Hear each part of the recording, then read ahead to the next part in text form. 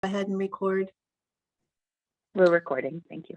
Great. Good afternoon. It's Thursday, April 29th, 2021.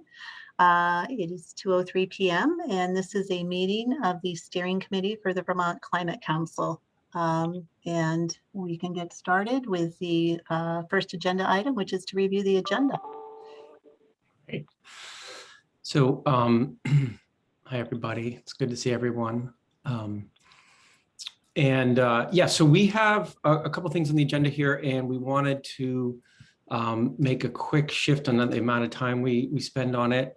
I'm happy to share my screen, and then maybe I'll even have, hang on one second. You know what? It's one of those days. If you could share your screen, Jane, that'd be great. I have a wonderful new computer that is not finding my agenda. Oh, really? So the things we wanted to do today. My screen if it's the one on the internet. All right. Yes, please go for it. Yeah. Oh wait, I think I know. There we go. It's happening. Mm-hmm. Thank you. Okay, so you can see on this, we wanted to talk about where we left off with the full council about how we want to be convening co-chairs and making that the right approach. That's the first thing we want to do. We want to talk about the issues of equity that we started to talk about on Monday as well. And we want to make sure we're really on the same page with that draft of the content and what that means. And also talking about December 1st and the idea that was floated on Monday of that's a draft document on December 1st. Just make sure we're all our heads wrapped around what that means and we're okay with that. That's my understanding of what we wanted to do today. And Jane, we wanted to make a little adjustment on this, right? Yes. We would like to suggest that the first conversation should be 20 minutes and then supporting equitable processes should have been 20 minutes also. Right. The timing problem we have on this agenda. Yeah. Okay, great. So that's what we wanted to do.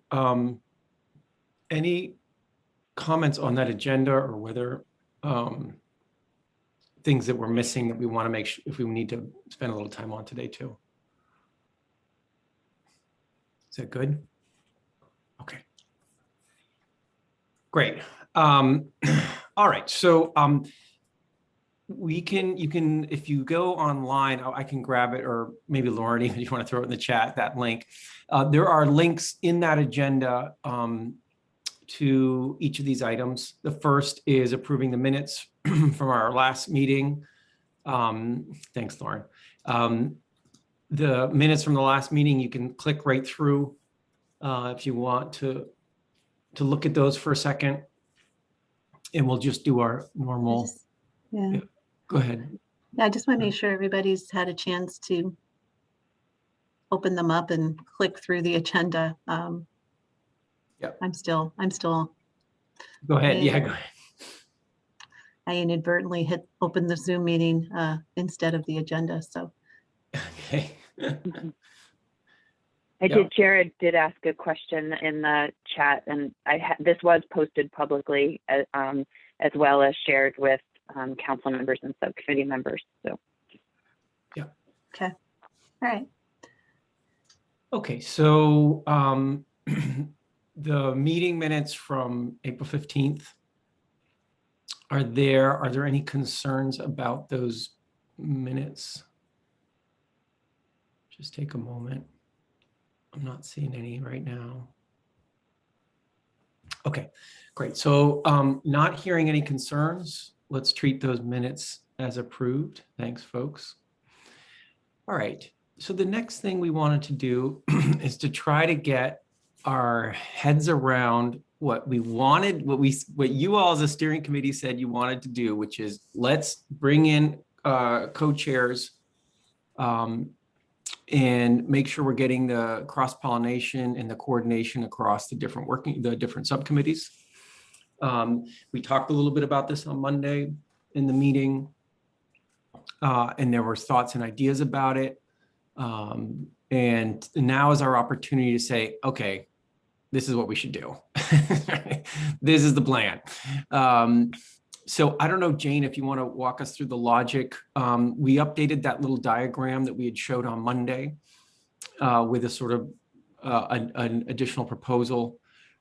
We certainly heard loud and clear on Monday that it's important to give some time to schedule it correctly. We can see some of that in email traffic since then too.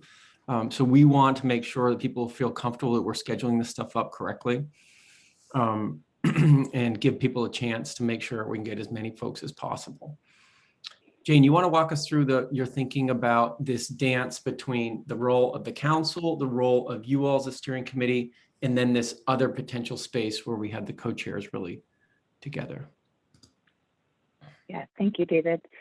So I'll just suggest that we heard pretty split between council members on Monday in the chat. I did not see a consensus about where best to convene these meetings. So the options in front of us again are having the council meet bi-weekly on Mondays for shorter periods of time and asking the full council to step in to convene.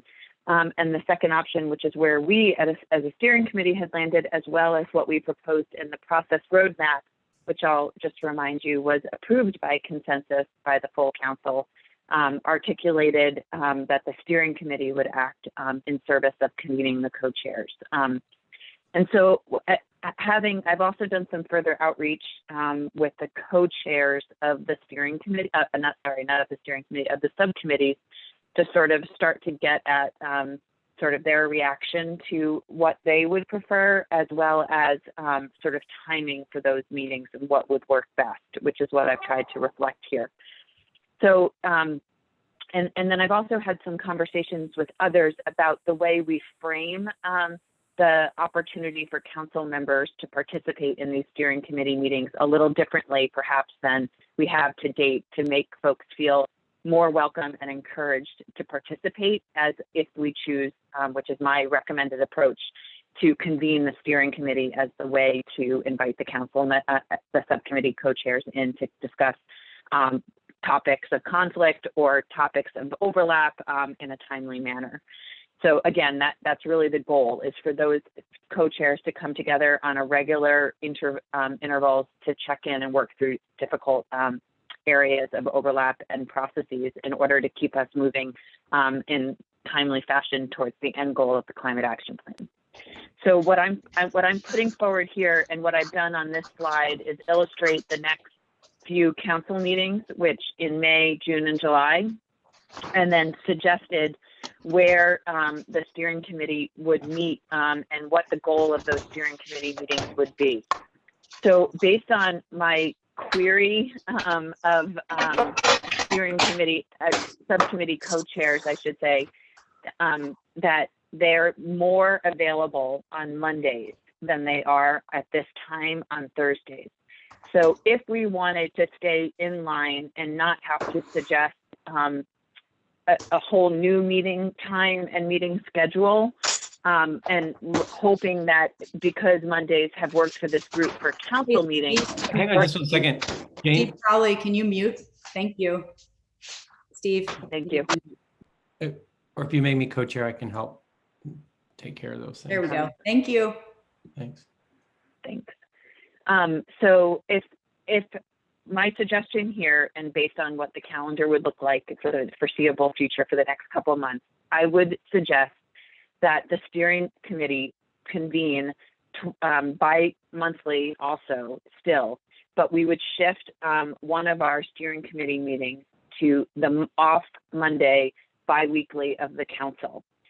So it would not be the full time that the council normally meets. We would shift it accordingly. And what I've heard from co-chairs is that a later start would work better. So we could think about refining what that time looks like, but thinking about somewhere in the 9:30 to 11:30 range, recognizing that we're suggesting that these steering committee meetings be an hour and a half rather than an hour. We would have those on the off Mondays of the council meetings, and here that would lay out as May 10th, June 7th, and July 12th, with the goal of those steering committee meetings to have the co-chairs present at those meetings and to be focused on the subcommittee work. And then that would lead us to have our other steering committee meetings still on Thursdays, And the schedule gets a little funny, but my suggestion is that we stick with the Thursdays that we have on the schedule right now, which would lead us to May 20th, June 24th, and that should say July 22nd, which would be the Thursday before the upcoming council meeting. So that would lend itself to a short window of agenda prep for that full council meeting the following Monday. However, it would also mean that you would not only have one obligation between a council meeting and a steering committee meeting every week. The other option, which I tried to illustrate here on this slide, was that we could shift the steering committee on that Thursday to the same week as the steering committee co-chair meeting to give us more time for agenda development, but that would sort of lend itself to being a heavy week of meetings. So my suggestion is to keep them where they are and move one of the steering committee meetings as they are earlier in that week to Monday. And that would only be a slight shift in the schedule of steering committee meetings. So that's kind of a lot of detail around scheduling. And maybe what we should do is with your time right now is to first and foremost step back and see if you all are in agreement that the steering committee is the right place to convene the subcommittee co-chairs. And what I'll suggest is that by doing so, you would provide that you all were the necessary quorum to have the meeting, but that when we invite council members into those meetings, that they would, whoever wanted to participate would be additive, and they would also have a seat at the table like they were a steering committee member, and just add value and conversation to that day. But the quorum wouldn't be based on the full council, it would be based on the steering committee. And so that's a nuance, and I'll work on sort of fleshing out how that language could work. That's been one idea, so that council members who really have the time and want to participate in these conversations would feel like a full member when they participated with the steering committee and not there in an ad hoc kind of way. So I'll pause there and let you all reflect on that. And I'm going to take down this slide.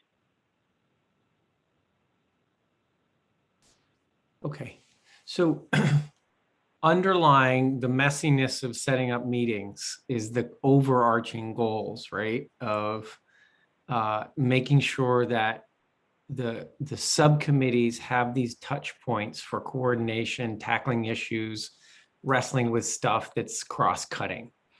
The council has a role in that. And then there's these other more detailed moments that we're suggesting probably as the steering committee, but with certainly wide open to council participation. Any reactions, Lauren? Thanks, David, and thanks, Jane, for continuing to try to figure out how to navigate scheduling with so many people.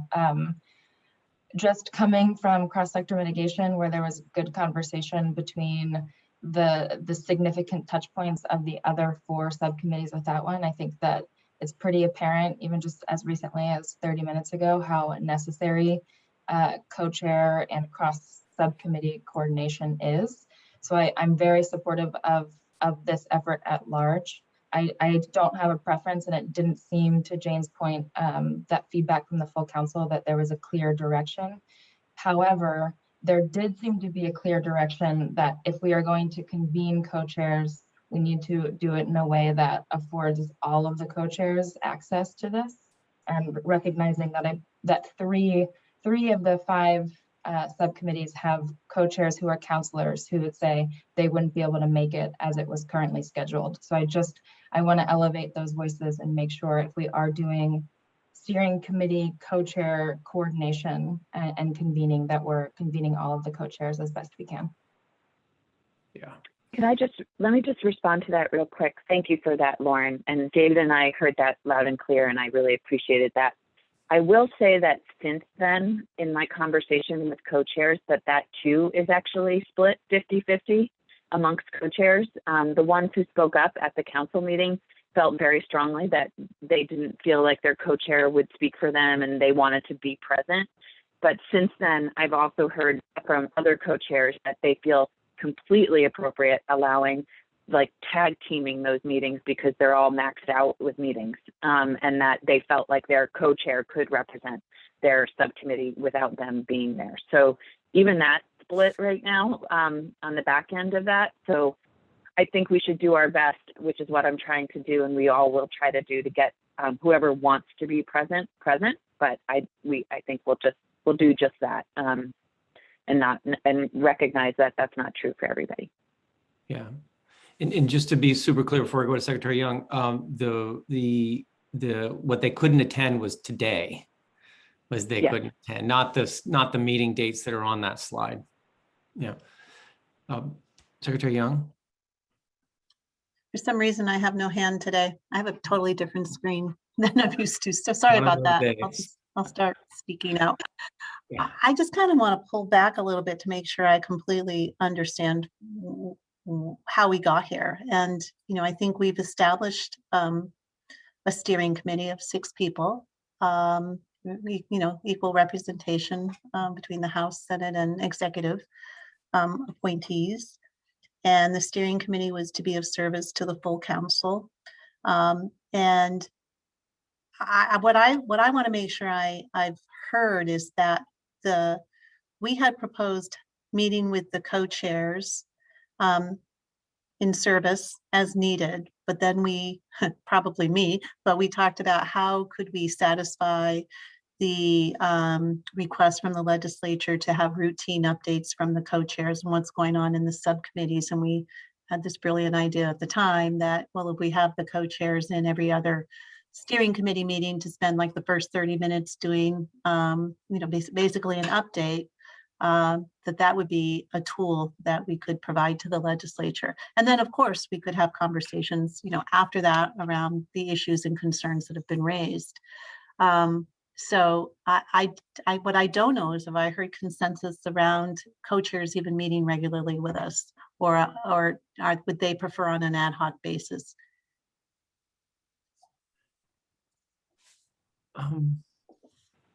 I'm curious what other folks think on that very question. Like, what are we hearing from co-chairs? So we have a process document that said we would pull co-chair, a steering committee would pull the co-chairs together. Like, that's what our process document says. Yeah, but then, is it on a regular basis, like we've suggested to them, or should it be on an as needed basis when they ask? I just want to make sure we're kind of clear on how often the co-chairs want to come in, and if they are even in consensus with this notion of once a month.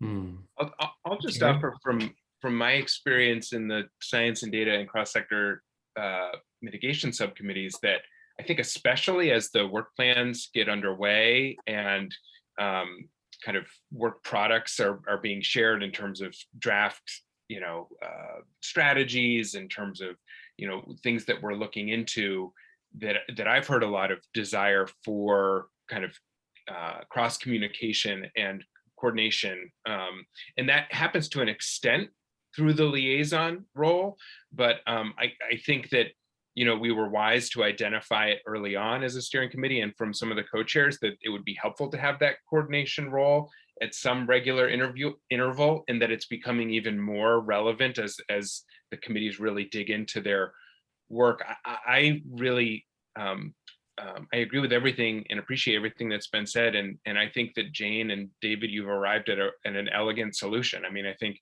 Mondays, if it sounds like it works for those co-chairs who really want to attend, and is more convenient for them than the Thursday times, that sounds great. I do think that it is important that we're, I guess the phrase that is coming to mind for me is, beyond just being welcoming to council members, I do think that we would want to encourage them to attend as they're able.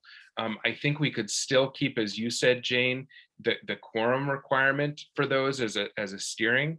But I guess what I'm trying to think ahead to is, if the purpose of these meetings is for the different subcommittees to share updates with each other about their work and identify areas where they need to be connecting to resolve overlapping responsibility or some kind of conflict that may be emerging, I feel like it's beneficial for not just those co-chairs and not just us as a steering committee to be aware of those emerging issues, but as many council members as possible, so that when things come up for a decision, when we are eventually approving a draft climate action plan, folks have had the chance to be aware of those, not just, at a subcommittee meeting, but more broadly, especially if what we've said going forward is that the monthly council meeting will not provide space for updates from the subcommittees, because that takes so much time and we want to reserve that for other things. So all of that is to say, I think this is a fairly elegant solution, and I appreciate the time and thought that went into it. I do think there's a real value from that coordination role, but I do think that we should encourage council members to attend as able, but not require it, and not expect a quorum requirement of the full council to be able to have those proceed. Thanks, Jared. Yep, Secretary Moore. Yeah, I was just going to add, I mean, I think that there's a real tension here in folks' capacities to take on additional meetings. We're putting a lot on the backs of our subcommittee co-chairs, and just trying to look for a way that sort of threads that needle, ensures that the coordination that folks have spoken to is achieved, because it's really, I think that'll save us, frankly, time and heartache in the long term. But at the same time, recognizing we put really enormous demands on people's time, potentially far more than what they realized they were signing up for, and just trying to be respectful of that. Yeah, for sure. Chris? Yeah, I mean, Julie basically said what I was just about to say. Honestly, I think the sheer volume of hours, which is necessary, but that everybody's putting into this, is pretty profound. And I think rather than ask for more, I think we need to, as a steering committee, as a council, actually, really kind of commend people for what they have been doing. And I do worry, frankly, that, and this is not a criticism at all, I promise. We all live in our own worlds, and we all kind of exist in our own bubbles. And I worry at times that, especially maybe some on the advocacy side who are really focused on this, and this is kind of, the culmination of the reason for existence. I just worry that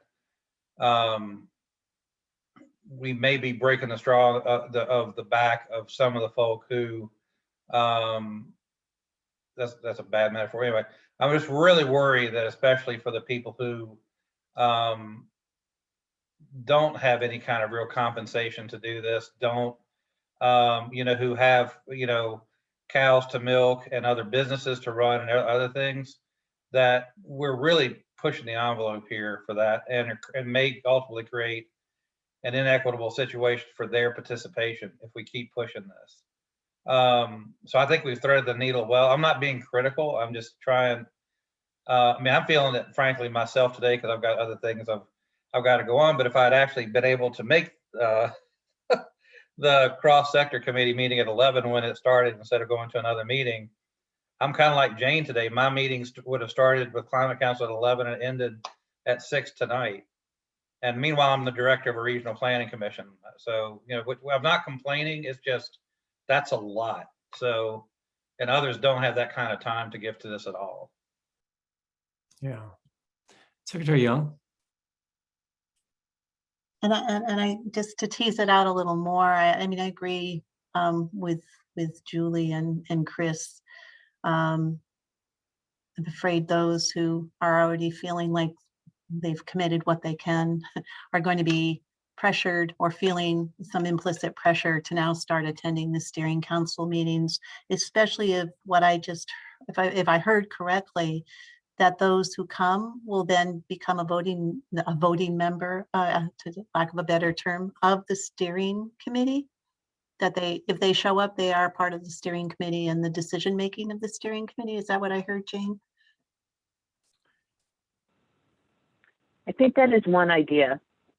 And so, yes, that is actually what I was suggesting. So but I'm seeing people say no. So that's fine with me. It was one idea, and there's probably Yeah. other ways of getting at that. But I do think Yeah. that it's one idea to give council members that opportunity. Yeah. But I think it also may put pressure on them to feel they have to come if there's, an action item that's all I have to offer. Okay, great.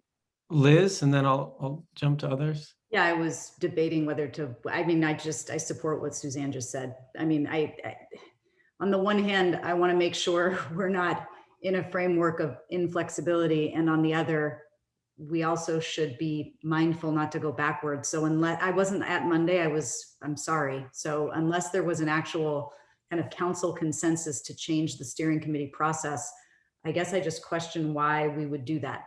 So, and it sounds like, Jane, it's a suggestion, not a kind of direction from a majority of the council members. So I support what Suzanne just said. Great.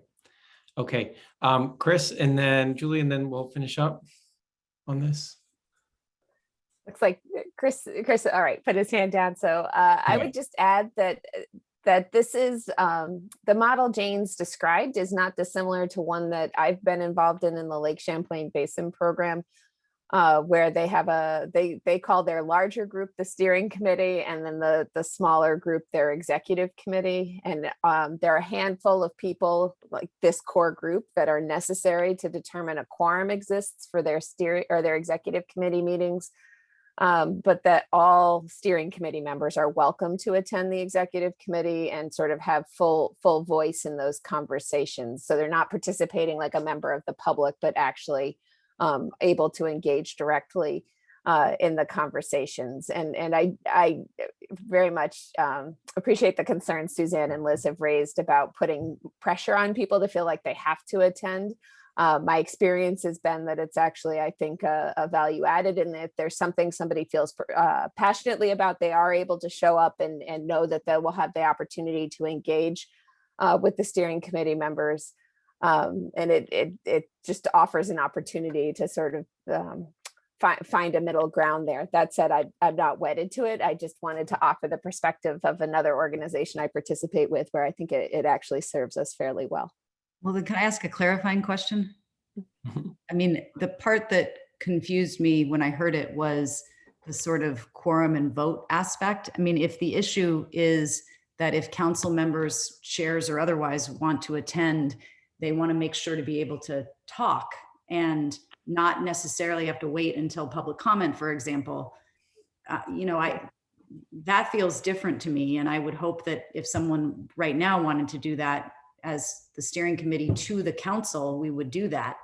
I think it's really a matter of going back to the actual process document we have and how we set. I mean, it's kind of process stuff, setting agendas, having quorums, knowing when we can proceed and not proceed, that sort of thing. That would be potentially backwards or, going the other direction if we were to change. So if what I'm hearing from you, Julie, is it's more of I want to attend and have my voice heard as a council member, that feels different to me than what I heard. Yeah, and I think that, there's sort of the Basin program, similar to the council, really endeavors to operate on a consensus basis. And so that quorum and voting in some ways is secondary. It's more this ability to kind of be a full and active participant in the conversation. And I do think that there's real value in sort of letting people self-select when they would like, council members self-select when they would like to afford themselves that opportunity. Okay. All right. So just, I don't want to, I would love to leave time for the other pieces on the agenda. And in that spirit, might I suggest that what if I were to synthesize what I'm hearing? Yes, in principle, what Jane has laid out in that sequence of meetings seems workable. We recognize we need to be thoughtful, that we're asking a lot of people's time. We should commend people and thank them for their time, and recognize we're right at that borderline of asking for too much, okay? And then on this issue of participation, yes, encourage counselors to participate. And if they are coming to these meetings, that they're active participants in these meetings. We don't need to make some change about officially the process of you all as a steering committee of what your quorum is or your decision making and the way you're making decisions in those meetings, right? That's what I understand might be the pathway on this. Does that sound okay? I'm not sure I'm catching, Lauren, what you were saying in the chat there. I think I was largely trying to agree with Secretaries Moore and Young and Liz, and saying we should be inviting council members and asking them to engage as full participants of any of these meetings insofar as they have the space. But probably disagreeing with Jared, saying he didn't think that there would necessarily be a need for decision making, and therefore we could jettison part of this conversation about quorum and voting, whereas I think there could be a need for decision making of the steering committee at those meetings. So I would say invite as many as can come, engage with them as members, not necessarily like the public at the end, but that the quorum and voting would lie with the 6 of us. Great. Excellent. Which Does that seem like a good what's summary for captured in everybody? the process roadmap. Yeah, it's sticking what we have. Yeah. Okay. Is that okay for everybody? And those hands are old hands, right, Julie and Liz? Okay. Yeah, great. Okay, so let's say that that's where we're landing. Jane's proposal and in this little bit of a nuance about the participation of counselors in those meetings. Okay, great. All right, let's move forward into the next piece.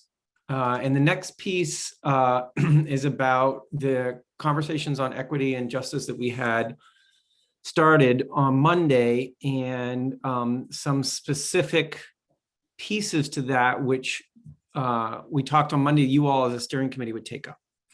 And one of those pieces is thinking about the internal process, not just the public engagement piece, but what happens inside. And there was talk about how do we improve all of our capacity to have this lens of justice and equity in the work we're doing right now in the subcommittees and elsewhere. And so can we do training? What needs to happen? And there's been some progress on that. And I think, Jane, you're probably in the best place to describe the progress about conversations about training that we'd want to tease out now today with the steering committee. Yes, so there's a couple components today to talk about. I wanted to update you all on the conversation that has been ongoing, but we also talked about on Monday around per diems, and that's one minor component. And then the larger issue of training across the subcommittees as well as the council, and thinking about the role of the recommended approach put forward by RISE Consulting, which obviously are teamed with Climate Access on our outreach and engagement. So I want to highlight that that there's also the Renew letter that we heard about and thought about. So that's sort of the overarching sort of context, just background for us to be thinking about today as well. So Sarika spoke to some ideas in the email that she sent me, which I've now shared with all of you. And that email sort of came out of conversation and dialogue that the consultants were having with the co-chairs of Just Transitions, and hearing concerns and thoughts that were sort of coming up from the grassroots about subcommittee member voices not being heard right now currently in subcommittees, and sort of how to ensure a space for definitely marginalized voices to be raised and heard and incorporated into strategies and recommendations that come out of subcommittees. So there's some background on issues sort of amongst subcommittees right now that was driving that. That all happened ahead of the Renew letter being sent to the council. So I will just sort of put a finer point on some of those tensions or issues were sort of rising to the top with ahead of the Renew letter coming in to the council. So I wanted to sort of test today, without a formatted plan yet for you all to digest, the idea of adding one more thing. To be honest, we want to think about this as time and investment by council members and subcommittees on the idea of training around diversity, equity, inclusion. And So Sarika has proposed one course of action with considering the Rowan Institute training. And that's one thing that we could go down a path of investigating.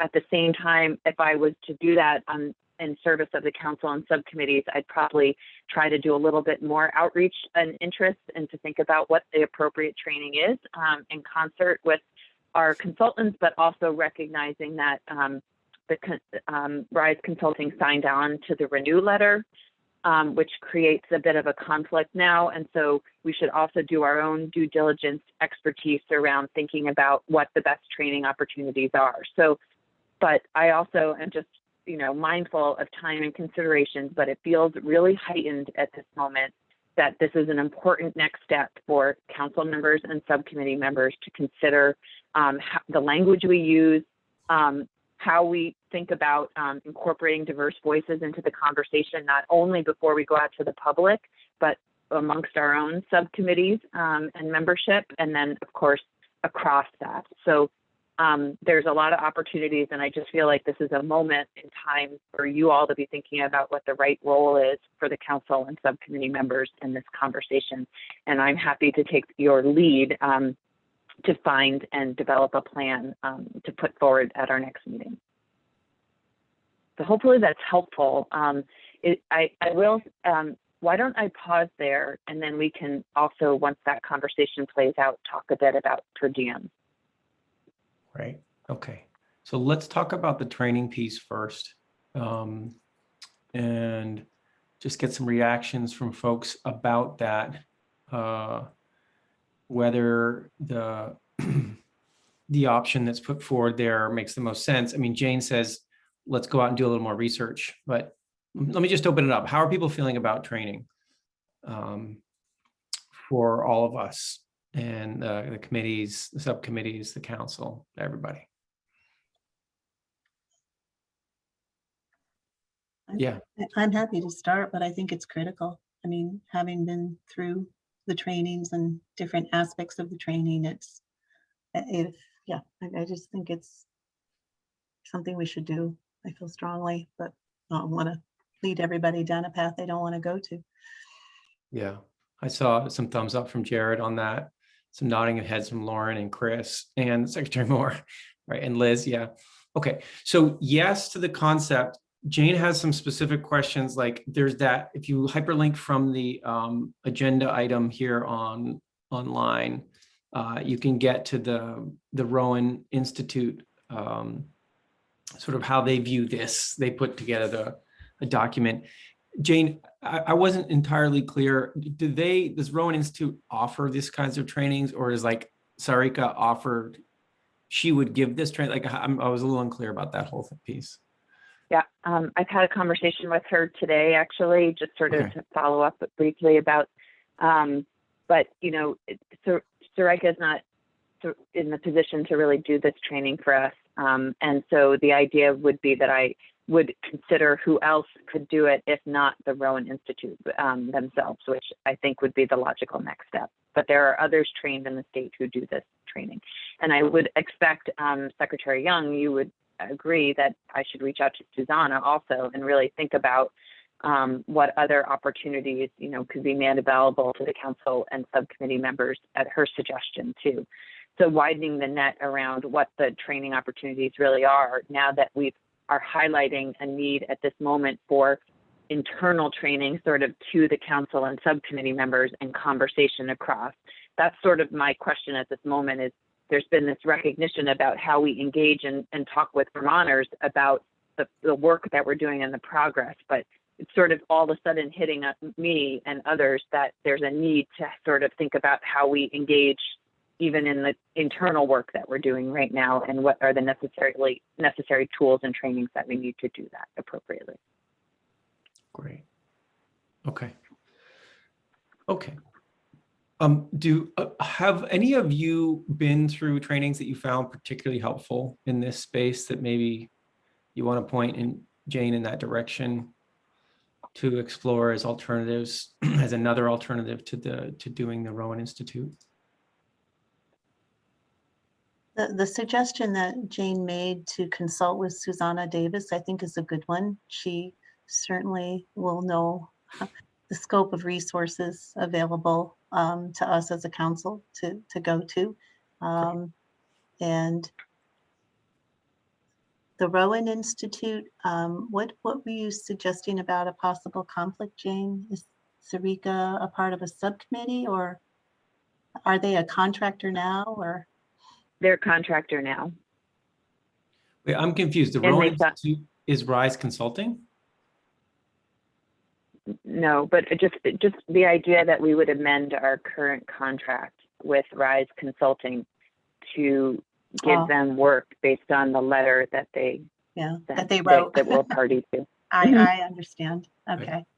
Mhm. Yeah, I think we should consult with Susanna a little bit about Yeah. other opportunities, all opportunities. Let's say all opportunities, and do whatever research you feel necessary, and perhaps report back, or Yes. I don't know, other ideas. Yeah, to David's question, have some of you done trainings that you particularly felt were valuable that you would put to the list of considerations?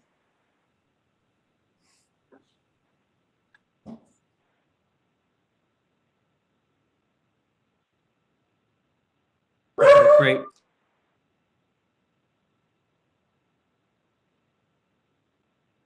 Sorry, just dealing with my dog right now. So Jared makes a point in the chat too. So just to make sure everyone's paying attention to that, where race is such a important key piece to this. And to think about, make sure that equity is, we keep a broader lens. Liz, did you want to comment on that? I'm just trying to keep track of the chat. No, I was just answering the general questions. We didn't need to take time. Just having had this type of training that it seems is different than the many DEIs that I and probably others have gone through. Right, right. One thing that's been brought to me wearing my municipal interest hat, I mentioned this during council. This is different, but is engagement with municipal officials around the issues that the council is dealing with. And one of the concerns is how do you talk to so this gets to, this is not a BIPOC equity issue, but more just on the larger and more on like a larger communication training. How do you engage with skeptics? And how do you engage with people who may not necessarily even buy the premise of the existence of the council in the first place, but still effectively communicate with them about why there's a need for the council and the solutions it's coming up with. And so there may be a need and opportunity to train on just, and there's a lot of research out there too on, you can't just bombard people with facts, because that's not going to be an effective means of engagement. But that may be another type of training that we want to consider. I'm not trying to overtrain us, but that is a whole other, frankly, segment of the population. I'm not saying municipal officials are going to be skeptics or not, but that's one of the things I've heard from legislators and just other people about how do we engage with people, especially in the resilience conversations, that may not necessarily buy the need to be more resilient in the first place, or address greenhouse gas reductions and that kind of thing. So just, we can put that in a parking lot for now. I just wanted to bring that up as another possible need. Thanks, Chris. Okay, yeah. So, and then one last question I had on this of the training is the sort of when aspect of this, and whether we would want to use, for instance, the next full council meeting to do something like this. And I don't know if others have started to do that thinking process, but I'm just like building off all the comments I've heard today about, don't give me any more meetings, please. Like, how are we using our time to do this important work? I don't know if others have thought about that yet.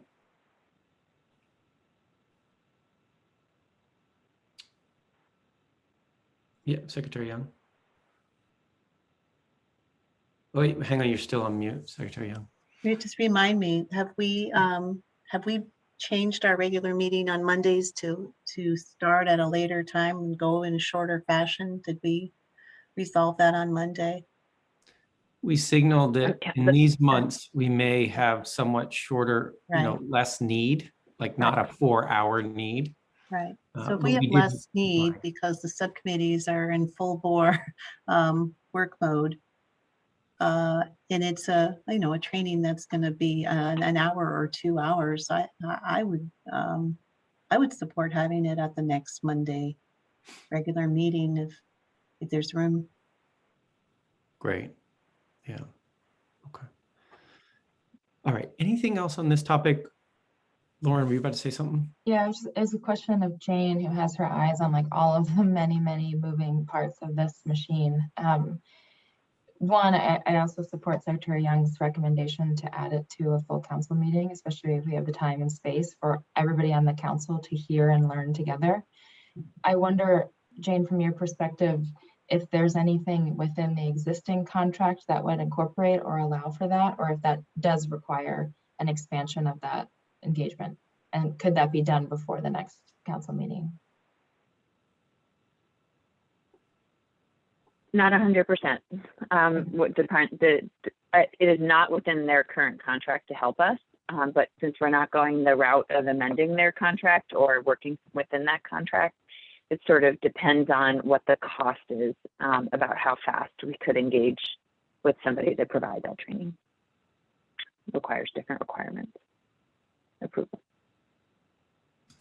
Okay. To finish up this conversation, there's another piece around per diems that was relevant to this. I mean, just to sort of tie a bow on the training, yes to the training, yes to looking at options, yes to contacting Suzanne to help us look at those options, or Susanna, excuse me, and probably yes to incorporating this in our next council meeting. And then there's a question mark of how subcommittee members are also part of this and when that happens. And that maybe we can work on with co-chairs.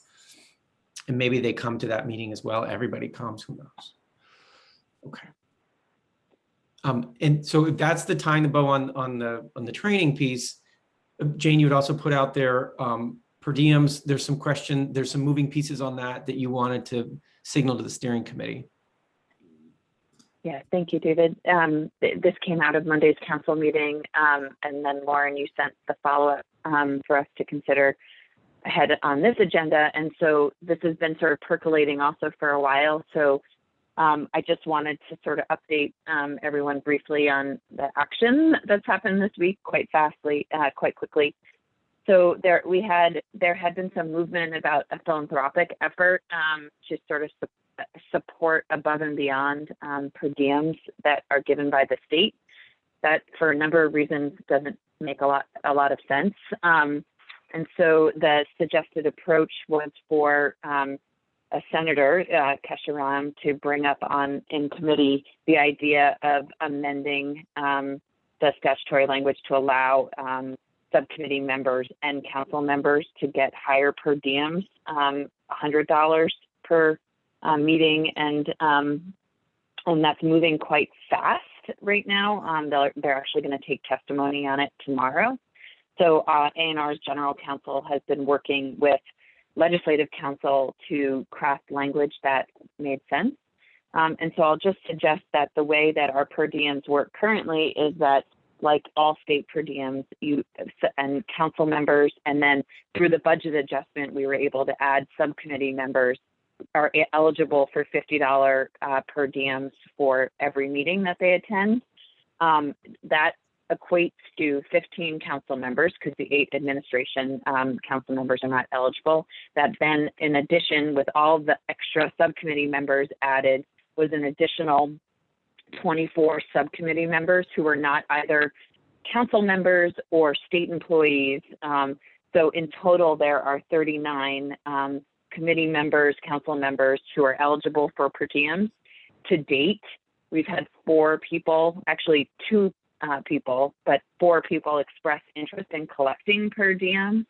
But through our budget adjustment and planning, our finance director in A&R planned for the ability to pay all eligible members per diems for every meeting. So we felt like we could accurately say to the legislature that, and we're not, as a state agency, we're not taking a policy stand on this, but just suggesting that within our current budget, we could support increasing per diems to $100 each time without needing more money to do that. The caveat being that if there was some significant increase in people going for per diems, that we would run out of money at some point, but they're working within that. We don't expect that to happen because of the rate at which people are collecting them right now. So per diems are moving, and there is a pretty good chance that per diems will be increased to $100 per meeting for council members and subcommittee members, which takes away the need for any philanthropic effort around that right now, as well as hopefully breaks down the barrier, because Sue Mintner, as one of the co-chairs, I've talked with her today. She will testify tomorrow with our finance director. You know, it was a barrier for getting people of lower income to participate on subcommittees because time is money, and we weren't able to pay them equitably in their mind. And so this idea would be that more people could participate in the process with higher per diems. And I'll also add to that in the Climate Access and RISE consulting contract is money for compensating people's time who participate in stakeholder and public outreach and engagement for that very same reason. That's, yeah. Secretary Young, yeah. I guess that's my question. I thought I heard the conversation was more about those who we would ask to participate in a public engagement as opposed to those who are members of the subcommittees and the council. And I just want to make sure I understand the conversation. So David, you're suggesting if we have a public participation, there's money in a contract to reimburse those who come out to participate in public engagement, but that's separate and apart from subcommittee or council members. Exactly. Okay. You're saying it exactly right. Yeah. And I think the issue though is both. It's not just the public engagement. I mean, you know, from a just transition standpoint, there are folks who it's difficult for them to take the time to come to the meetings and things like that, who are already members of the subcommittee. So it's both issues. Liz? Yeah, without getting too weedy, if an amendment or some sort of change in law is being proposed by Senator Rahm, there should be some consideration, and maybe this is what is being proposed, of just budget flexibility generally, in addition to the potential higher per diem for certain individual members. Because given we could probably get council members to say affirmatively they won't be taking a per diem, just so that we all kind of have more transparency on it, and then that budget could be assigned. Is that what's being proposed or not? Because if we're going to make a change, then consider making a change that's most flexible and helpful for the council and those who participate. Julie, Secretary Moore? Just offer that was part of the conversation, and it's an administrative nightmare for the agency and one we are not prepared to take on right now. Got it. Okay. So I'm conscious of the time. We had one more thing to do. I want to make sure, I actually don't see any members of the public with us today. So if someone joins, we'll give them a space to talk, but right now I don't see anybody. Is there anything else we want to say on these issues? On what you all as a steering committee need to weigh in on regarding supporting an equitable process? Anything else we need to deal with? I think where we are all sounds good. I do want to raise the issue that was in the Renew letter about this question of steering committee members as voting members, which struck, I was kind of surprised to see, because I think it's it suggests that I have a different understanding of the purpose of subcommittees than maybe other people do. I see the subcommittees as advisory to the council and not voting bodies, whereas the council is the voting body established by statute. And the steering committees, or sorry, the subcommittees, so many committees, the subcommittees are doing work in an advisory capacity in support of the council, and anything that would need to be voted on would be voted on by council members. So I guess I would just say that, like, I appreciate and understand, I think, where that's coming from, but it feels like that would not be an appropriate response given our structure and given our statutory authority in terms of how we were created by the legislature. Yeah, I will say that in your process document, there is a mention that says the subcommittees, like the full council, will operate by consensus. And if there is a question about what things should be forwarded on to the full council, then it's the appointed members, like the council members, of that subcommittee that have the final call on that.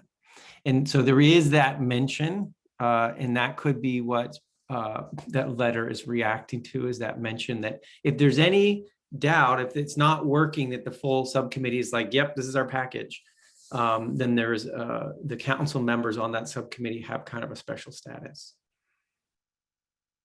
And that was from a legal standpoint. I think I think Secretary Young, you were highlighting that sort of like, it's a little weird that we would have some sort of like voting place for people who weren't appointed by the actual legislature and the legislation. But honestly, my feeling, and having gone through a couple of these processes, you don't get to that place, because if there's a disagreement, you end up putting both ideas and what you forward up to the full council, right? Of course. Like, this is what we're hearing. So I think if all the subcommittees want to be more clear about that, to say, if there are disagreements about these recommendations, when it's time to lift them up to the full council, we will express what they are. We'll say those different highest honors to a man. Oops.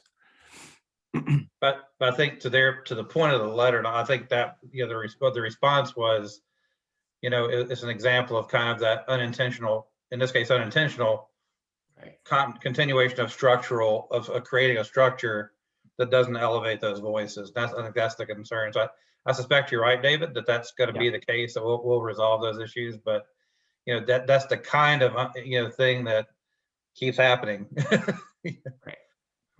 Right. Other comments on this? Okay. One last thing, and sorry, we're going over just a little bit. If we can take just a few more minutes of time. On the issue of the December 1st deliverable, we floated this idea on Monday that we could be quite clever if we called that December 1st deliverable a draft, and then go out and do a bunch of additional public engagement around it as a draft package, and then deliver a final version sometime in the end of winter, you know, late February, March kind of thing. And that allows you to not have to have a full package of a draft climate action plan in late September, early October, which feels just incredibly crushingly soon, because you won't have your economic analysis until right about then. We know from a public engagement standpoint, it's going to be tough. So that was floated. It seemed to resonate. I want to check with you all as a steering committee that, yep, that feels like the right approach. It feels like we're respecting the mandate from the legislature, and we're being realistic about what we can and can't do. So any further thoughts on that? Or should we just start treating that as what we're going to aim for December 1st? Good from Jared and Lauren. Okay, great. And Julie, and double thumbs up from Chris. Liz? I can be happy with someone just saying they can tell me separately, but do we have a sense from the legislature, just speaking as, you know, a House appointee, whether leadership has been engaged on that? And I echo that question. I was going to ask whether it came up in the testimony about timing. because I will say I was a bit surprised by the concept on Monday of a draft. I thought we had worked to narrow the report down in terms of iterative 2025, 2030 and beyond to solve that concern. But I think what I heard on Monday was, even if we just do, the 2025 and build out how we're going to deal with 2030 and 2050, we wanted more comment period. Is that what we were saying? So the draft thing was a little bit, I'm sorry, of a surprise to me, because I kind of thought we worked through it. Maybe not. I just like to speak to that for 1 second, because I actually think we've done a good job of teeing up a realistic framework for the outline and the plan. I actually don't think, though, what we've been able to do really gets at any of sort of the milestones and timeline issues that we still have in front of us, of being able to produce what would be a complete draft plan by October 1st in order to have it be final by December 1st. Which is really just the constraints on the timeline that's in front of us to do the public engagement that we all have said we want to do, as well as to have any information back from the consultants. So we will not have any economic analyses until October. And so how to actually go out to the public with a plan that's complete without having that economic work back by October 1st, just feels disingenuous to me at this point. That I feel like so, but I also agree that Liz and now Secretary Young's comments about engagement with the legislature around, like, do they agree that we can do this? They've given authority to the Climate Council to approve the plan, and so I have felt, but I'm not a lawyer and don't know, I have felt that if we as a Climate Council agree to what we're producing and the timeline, that that feels in step with the statute. But that's a question right now, I think, too, and what due diligence we should do around testing this now if we're in agreement. Cool, that's great background. I appreciate it. And I would add, just putting aside the legal issue of what the statute would allow or whether the council could act on its own, just from a really practical process and relationship point of view, it would be unfortunate to do something like move a deadline, rename a deadline, potentially cause some real concern on how that's being perceived without engagement. Just like we've heard from members of the public and Susanna Davis and others about the huge importance of the public engagement process. And I agree with you, Jane, from a practical point of view, you're heading in the right direction of getting that engagement. We just need to do the other part of the engagement and relationship, which is talking with those who created the council in the first place. Before, in my view, at least, I wouldn't feel comfortable saying, yeah, great, today, without knowing more and having that engagement personally. That's why I asked whether it had occurred. So if it has not occurred, I think it should occur. Great. Thank you. Liz, but didn't, as council members and legislative appointed ones, didn't we kind of at least begin the process of giving them a heads up when we testified?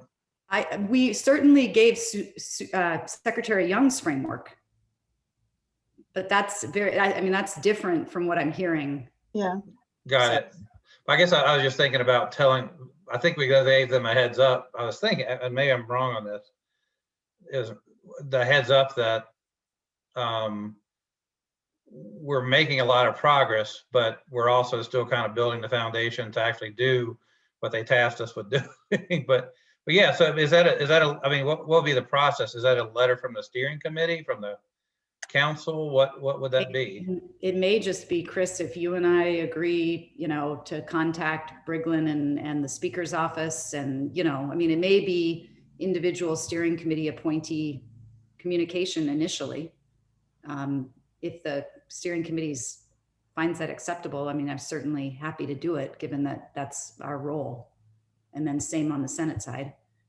We could do something more formal if it's preferred, but it's just, you gotta talk before acting, right? Yeah. Well, and also, I think the ramifications, even if they say, great, we're good with that. There may be others who are not, based on the statutory construct. I don't know what the ramifications would be of, potential risks, I guess, is what we need to understand, even if they say we're good with the draft. Secretary, sorry, Go I ahead. No. think Secretary Moore has her hand up. I was just gonna say, we've talked about some of these, this within A&R, and I think being very explicit with the legislature, much to your point, Liz, it's certainly advisable. I do think we've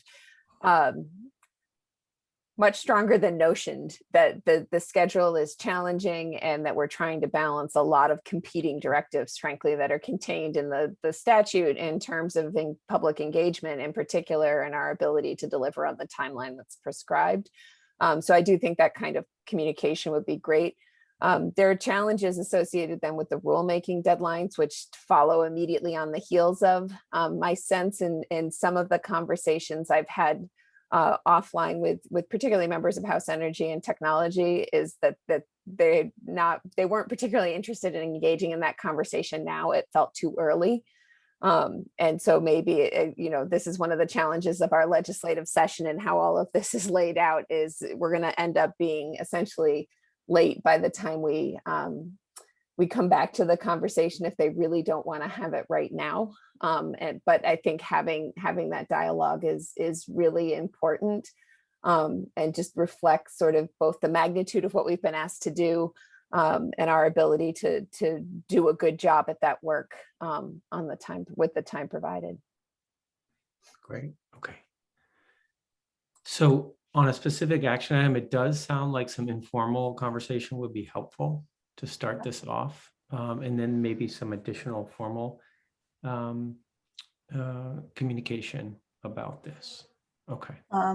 Yeah, and again, individual legislators can't speak for the whole body who passed the law, so I would want to understand the risk. And I think Julie points out an important one, which is she's got deadlines that follow from this report that aren't going to change. We've already got that signal. They're not interested right now in talking about moving deadlines. So I think it comes with quite a bit of risk, even with the conversation, but it's worth getting feedback, but it's not going to be binding on the legislature. Right. Okay. Okay. And I think probably we can get our own messages as clear as possible. So if that's something like Liz, Chris, and everybody, Lauren and Jared, if we need a little memo or something that sort of lays out the sort of this is what's really going on piece, that might be helpful for everybody. It'd be great if Jane wants to give us kind of bullets or outline. That's probably exactly what we should do, especially from the public body aspect of this. That would be great. Yeah, thanks for suggesting that, because I was going to say, I guess the four of us could try to hammer that out, but Jane, if you're able to do that, that would be awesome. Yeah, I'm happy to do that. And while I have the floor, I just want to ask, I think that this December 1st draft versus final is actually, we need to sort of act as if we're accepting it or not accepting it right now, because it all impacts the timelines of the subcommittee work right now. So I guess I'm sort of want to put a pin in maybe providing some clarity right now on what the intention is, or if we can, only because, cross-sector mitigation, for instance, just a little while ago, if we're acting that we're going to have a final plan by December 1st, that means that we're going out for public engagement in a month on strategies and recommendations. And the work plan and the timing when we meet with the public engagement and outreach contractors next week, everything has to be set and moving pretty quickly. And it varies quite a bit if it's December 1st as a draft versus December 1st as a final. And so I worry that not coming to an agreement and how we're acting right now, actually a 2-week window makes a big difference right now on how we start to move on work.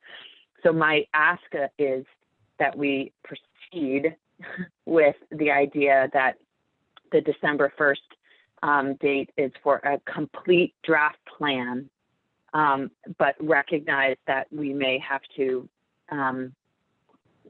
step back from that if we don't get a positive reaction out of the outreach that I'll help tee up with the House and Senate. How do people feel about that? I mean, I guess I would raise a question.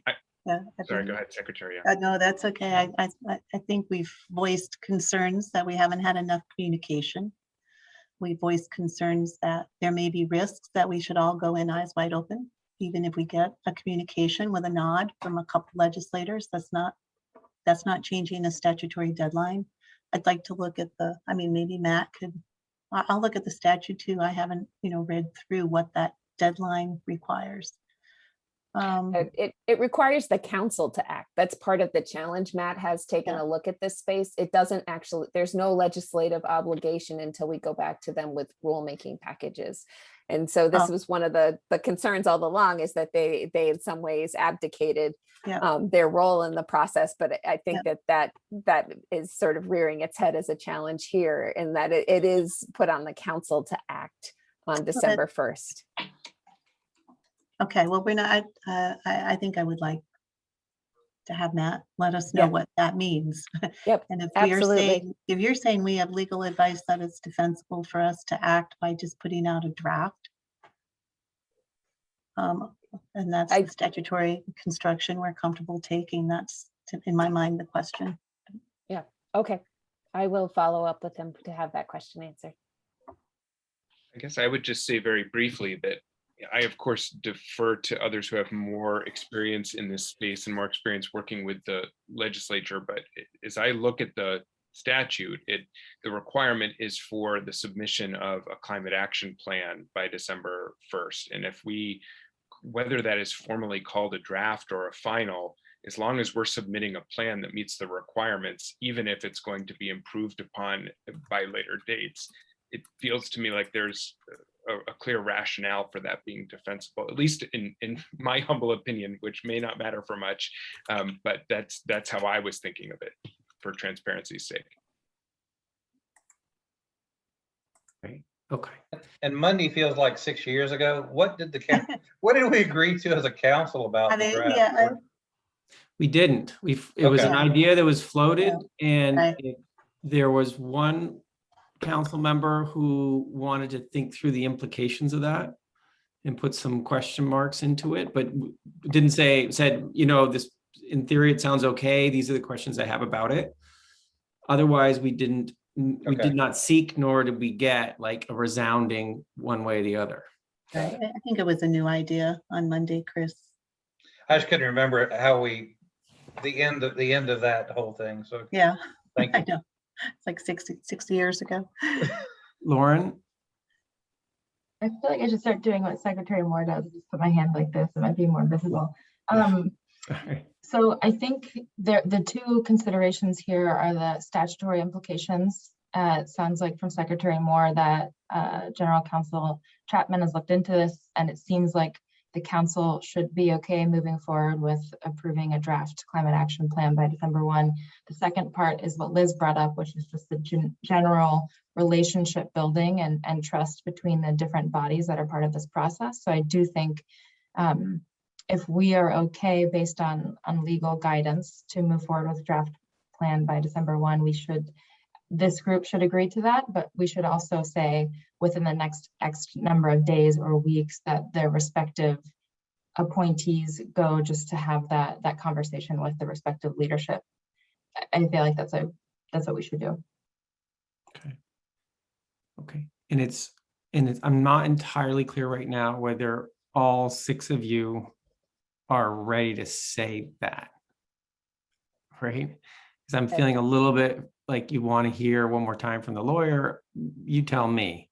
Well, and I think, to me, there's an important piece here, which is the risk to the administration legally may be different than the risk to the council, frankly. That I think my understanding, and we'll confirm this with Matt, has been the council is given wide deference in terms of what it does on December 1st.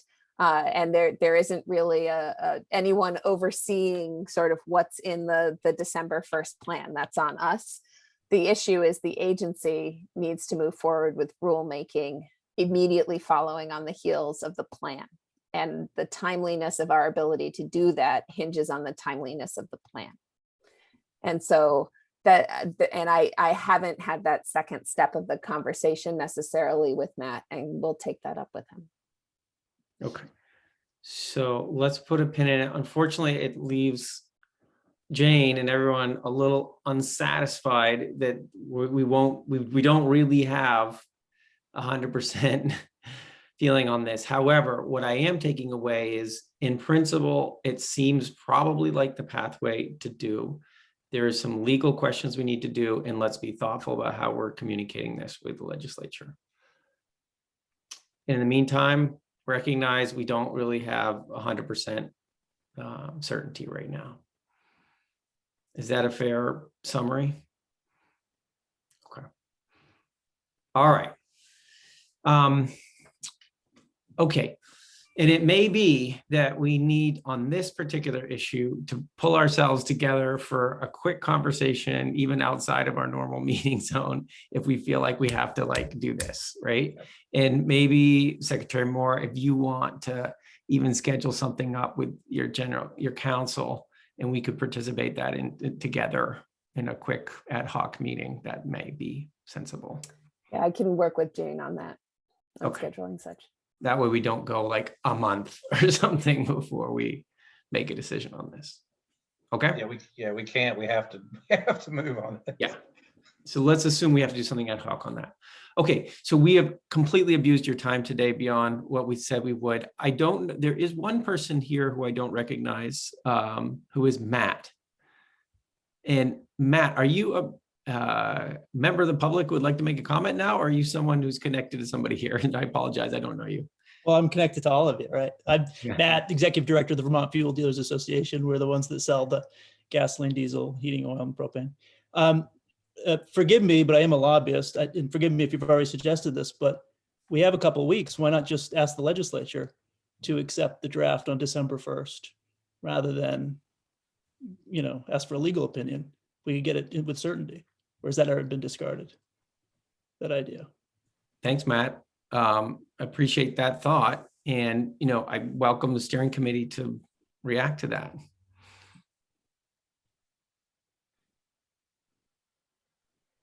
Oh, wait, Suzanne. Secretary Young, yeah. My sense from public comments of legislators and that there's not much interest in revisiting the Global Warming Solution Act, but could ask. Yeah. But no, I share Secretary Young's sense and frankly experience, and that just is as much a reflection of the challenge of the timing of the deadline for this report and where we sit today, and a lack of interest in moving dates that are 7 full months from now, even though there's limited opportunity to do it after the next couple of weeks. Okay. All right. Thanks. Oh, sorry. Tricky time when kids come home this time of day. Okay, so I think we're done. I appreciate everybody hanging in there. I'm glad I'm not the only one who has misbehaving dogs. Oh my heavens. Just tons of excitement when the kids come home. All right. I think we're done. Thanks everyone for hanging in extra long, but we got through a lot of important things today. As usual, Jane's got a pretty big to-do list. So we'll be doing that and setting out some minutes from this meeting. thank you. Take care, everybody. Bye. Bye. See you, Just Transitions. Yeah, that's right. See you soon.